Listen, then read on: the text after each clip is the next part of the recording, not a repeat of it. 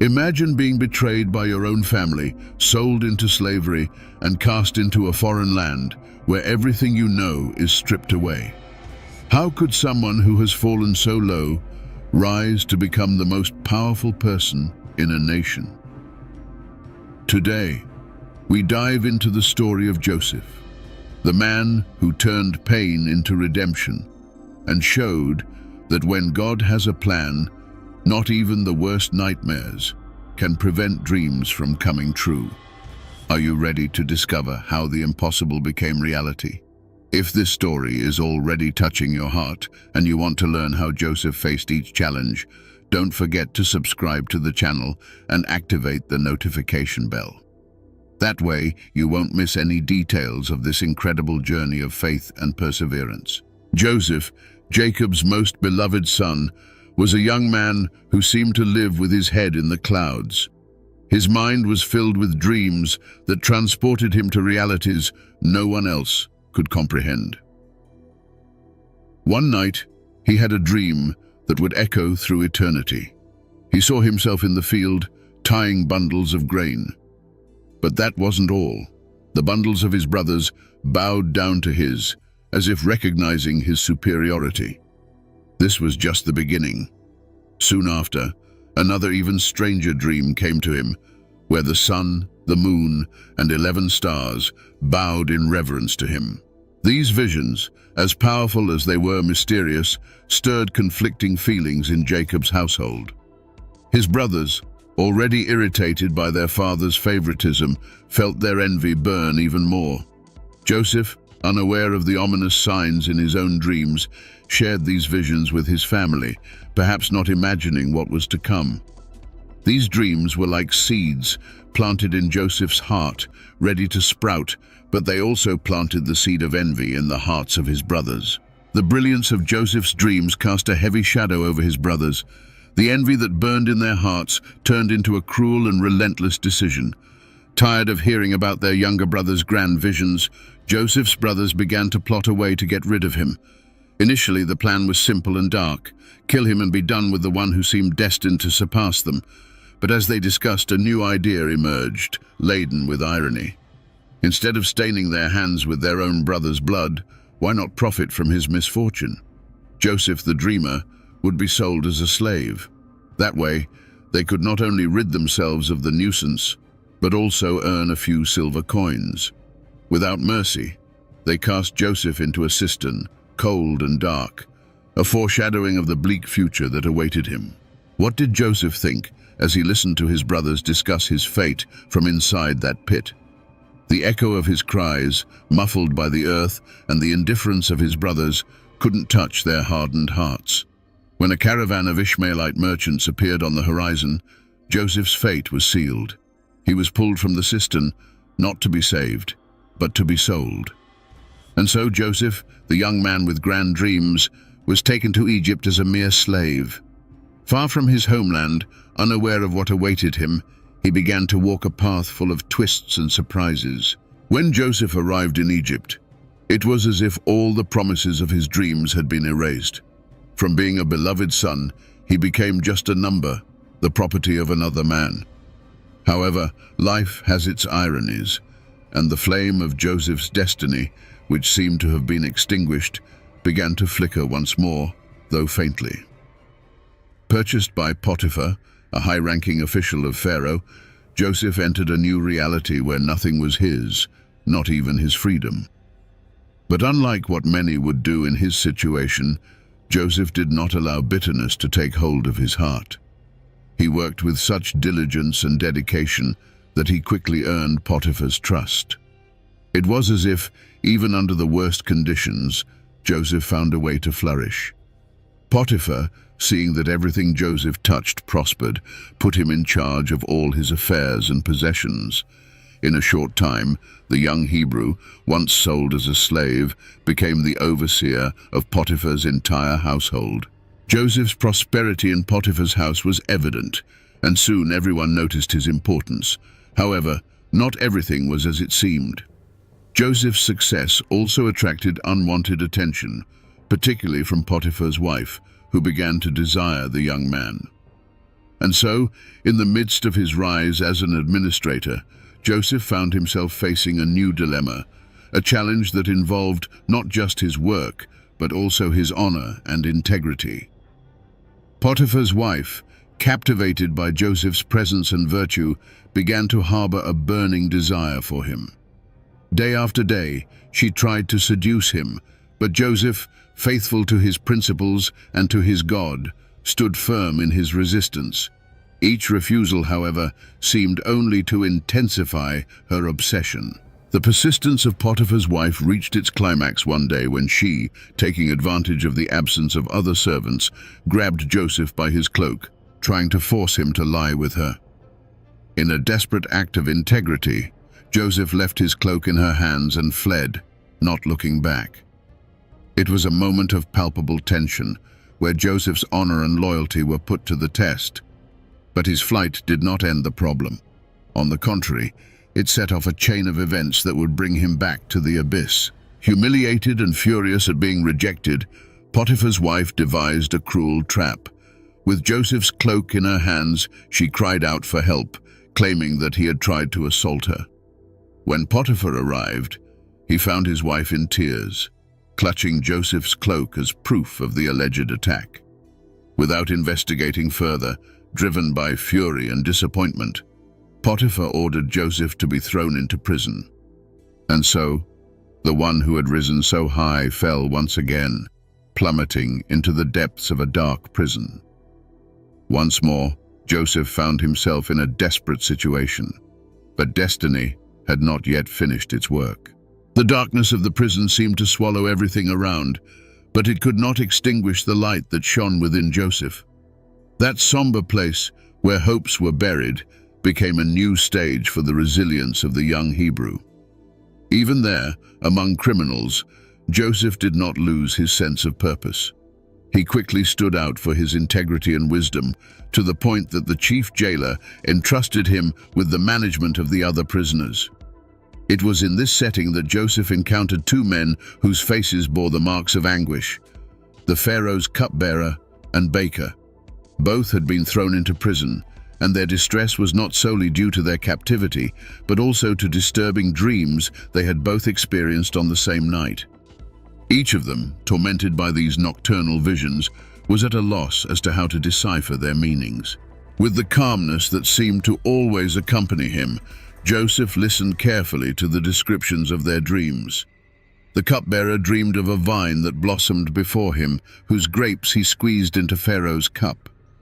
The baker, on the other hand, dreamed of baskets of bread on his head, which birds were eating. Joseph, with the wisdom given by God, interpreted the dreams. The cupbearer would be restored to his position in 3 days, while the baker would be executed. Joseph's words, ominous for one and hopeful for the other, soon came to pass, confirming that even in the darkness of the prison, Joseph's destiny was far from ordinary. Despite the accuracy of his interpretations, Joseph remained in prison for another 2 years, forgotten by the cupbearer who had promised to speak of him to Pharaoh. During this time, the sense of abandonment could have crushed anyone. But Joseph, like a tree that withstands a prolonged drought, maintained his faith and patience. He knew that his destiny had yet to unfold. For 2 long years, Joseph continued to live in this endless waiting, each day a test of his patience and faith. Like a tree that bends under the weight of snow but does not break, Joseph endured, sustained by the hope that, somehow, his gifts would not be in vain. The environment of the prison, which could easily have hardened his heart, did not extinguish the light of his soul. Joseph continued to do what he could, even in that place forgotten by all, but deep down he knew that there was still something more reserved for him, something that would justify all those years of pain and waiting. One night, Pharaoh had disturbing dreams that no one in his kingdom could interpret. He saw 7 fat cows being devoured by 7 thin cows, and 7 full ears of grain being consumed by 7 withered ears. None of Egypt's wise men could unravel the meaning, until the cupbearer finally remembered Joseph, the young Hebrew who had interpreted his own dreams with unsettling accuracy. With this sudden recollection, the cupbearer rushed to Pharaoh and told him about the prisoner who possessed the gift of interpreting dreams. Without wasting any time, Pharaoh ordered that Joseph be brought immediately to his presence. From the darkness of the prison, Joseph was hastily taken out. His prisoner's clothes were exchanged for more dignified garments, and he found himself standing before the most powerful man in Egypt. With humility and the wisdom that had accompanied him at every stage of his life, Joseph listened intently to Pharaoh's dreams. He explained that the visions were a forewarning of 7 years of abundance, followed by 7 years of devastating famine. In addition to interpreting the dreams, Joseph proposed a plan to save Egypt from the impending crisis. The silence that filled the room after Joseph's words was heavy, as if even the air was reflecting on the magnitude of the interpretation given to Pharaoh. The king, impressed not only by the clarity of the interpretation, but by the audacity of the proposed plan, rose and looked at his advisors. None of them had a solution. None of them possessed the vision and wisdom that this young Hebrew, brought from the depths of a prison, had just demonstrated. "Is there anyone wiser and more capable than this man?"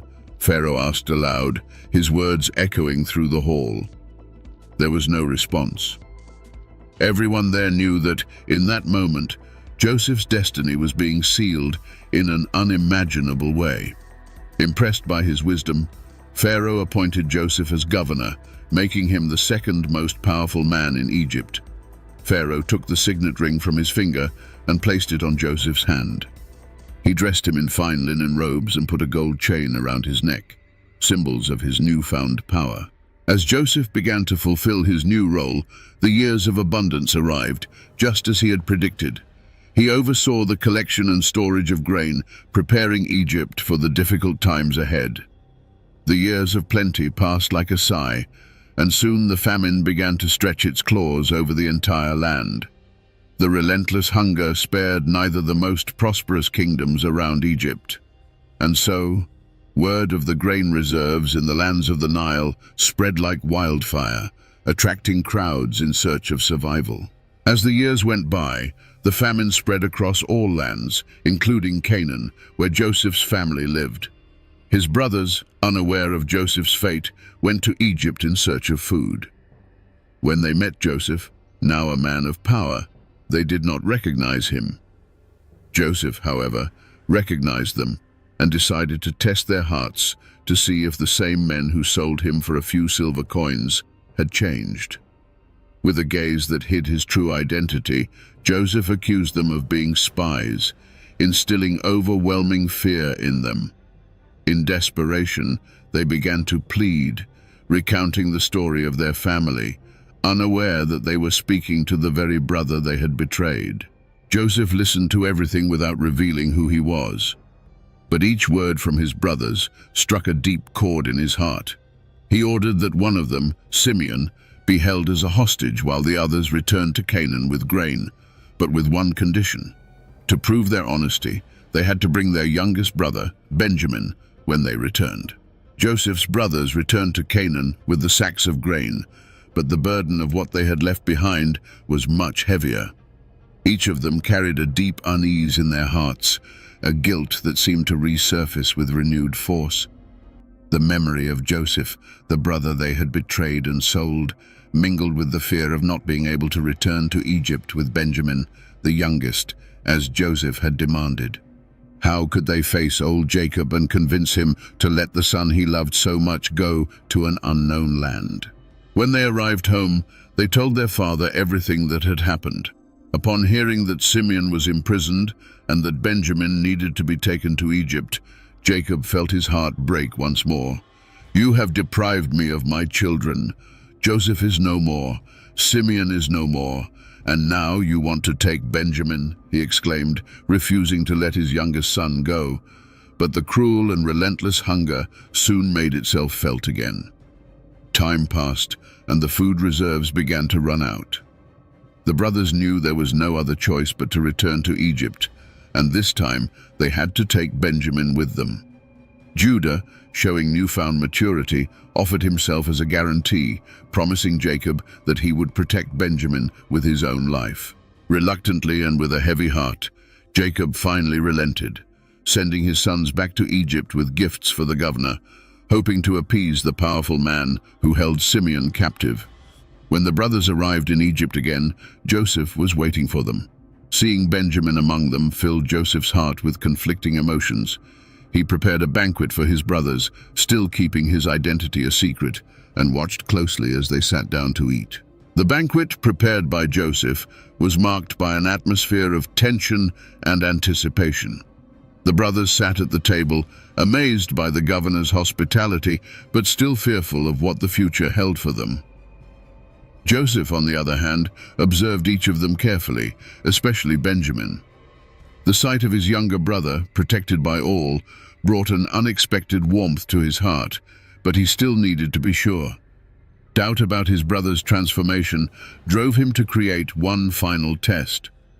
After the banquet, as the brothers prepared to return to Canaan, Joseph ordered his servants to fill their sacks with grain and secretly place his silver cup in Benjamin's sack.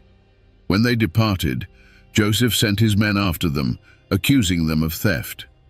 When the cup was found with Benjamin, shock and despair spread among the brothers. Brought back into Joseph's presence, the brothers fell to their knees, pleading for mercy. It was then that Judah, in an act of sacrifice and love, offered to stay as a slave in place of Benjamin, to spare their father the unbearable pain of losing another son. His words, full of remorse and sincerity, echoed in the room, penetrating deep into Joseph's heart. At that moment, Joseph saw what he needed to see. The same brothers who had betrayed him were now willing to sacrifice everything to protect Benjamin. Unable to bear the weight of the secret any longer, Joseph sent all the Egyptians out of the room, leaving him alone with his brothers. His eyes filled with tears and his voice, choked with emotion, finally broke the silence. "I am Joseph, your brother, whom you sold into Egypt." The revelation was a profound shock. The brothers, overcome with fear and guilt, could hardly believe what they were hearing.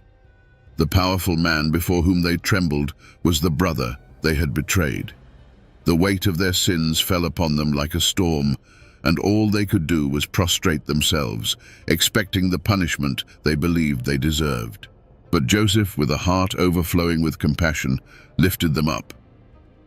"Do not be afraid," he said, wiping the tears from his face. "God turned what was meant for evil into good, so that many could be saved." Instead of vengeance, Joseph chose forgiveness, recognizing that everything that had happened, from the dreams to the prison, was part of a greater plan, orchestrated for the preservation of life.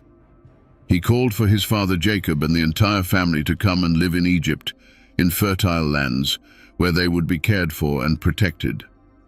In this final act, Joseph showed that true power does not lie in wealth or titles, but in the ability to forgive and turn pain into redemption.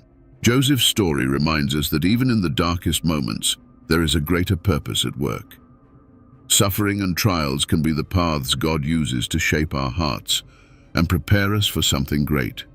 And above all, forgiveness has the power to transform lives, heal wounds, and restore relationships that seemed lost forever.